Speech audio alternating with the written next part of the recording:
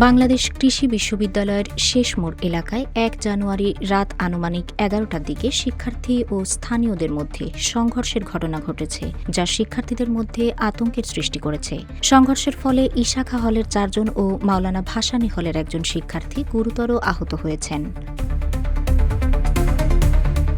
প্রত্যক্ষদর্শী সূত্রে জানা গেছে, ইশাখা হলের কয়েকজন শিক্ষার্থী রাতের খাবার খেতে হলে বিশ্ববিদ্যালয়ের শেষ মোড় এলাকায় পৌঁছান।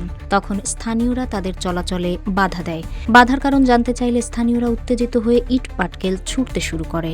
এক পর্যায়ে লোহার পাইপ দিয়ে আঘাত করা হয়, যার ফলে এক শিক্ষার্থীর মাথায় গুরুতর ক্ষতিসাধন হয় এবং অন্য একজনের নাক ফেটে যায়। কিউব হোল্ডিংসের গল্পে সেই রেখাটি আঁকা হয়েছিল আজ থেকে ১ যুগ আগে। নকশাই আমাদের ভাষা। Cube holdings limited. প্রসঙ্গত রাত ১১টায় এই ঘটনার আগে একই দিনে সকাল ১১টার দিকে হল প্রাঙ্গণে পরিস্থিতি উত্তপ্ত হওয়ার ঘটনা ঘটে। সেই সময় কয়েকজন বহিরাগত হলে প্রবেশ করলে যা দেখে শিক্ষার্থীরা তাদের চোর সন্দেহে আটক করেন। পরে উভয় পক্ষের মধ্যে হাতাহাতির ঘটনা ঘটে। বিষয়টি জানতে পেরে হল কর্তৃপক্ষ হস্তক্ষেপ করলে শিক্ষার্থীরা ওই বহিরাগতদের ছেড়ে দেন, কিন্তু সেই উত্তেজনা রাতের শেষ মোড় এলাকায় আবারও উত্তপ্ত হয়ে ওঠে।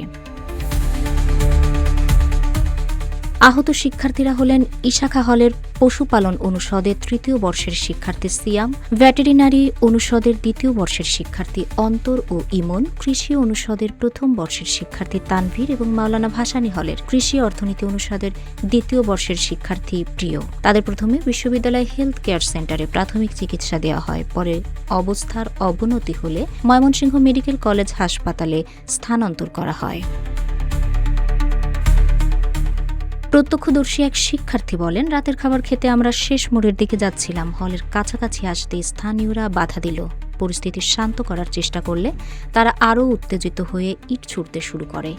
আমাদের সিনিয়ররা এগিয়ে আসলে একজনকে লোহার পাইপ দিয়ে আঘাত করা হয়, যার কারণে তার মাথা ফেটে যায়। বিশ্ববিদ্যালয়ের প্রক্টর অধ্যাপক ড মোহাম্মদ আব্দুল আলিম জানান, ঘটনার খবর পেয়ে আমরা দ্রুত প্রশাসনিক ব্যবস্থা নিয়েছি। শহর থেকে পুলিশ পাঠানো হয়েছে। পুলিশের কিছুটা দেরি হয়, তারা বর্তমানে অভিযান পরিচালনা করছে।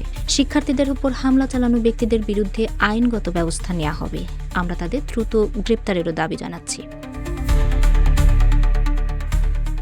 ঘটনাটি বিশ্ববিদ্যালয় এবং শহরের জনজীবনে আতঙ্ক সৃষ্টি করেছে। শিক্ষার্থীদের নিরাপত্তা নিশ্চিত করার জন্য প্রশাসনিক তৎপরতা বাড়ানো হয়েছে। বিশ্ববিদ্যালয় প্রশাসন সহ স্থানীয় পুলিশ এলাকায় টহল জোরদার করেছে। বিশ্ববিদ্যালয়ের অন্যান্য হলের শিক্ষার্থীরাও ঘটনাস্থলে এসে আহতদের পাশে দাঁড়ান, যা প্রমাণ করে শিক্ষার্থীদের মধ্যে সংহতি ও প্রতিরোধের মনোভাব দৃঢ়।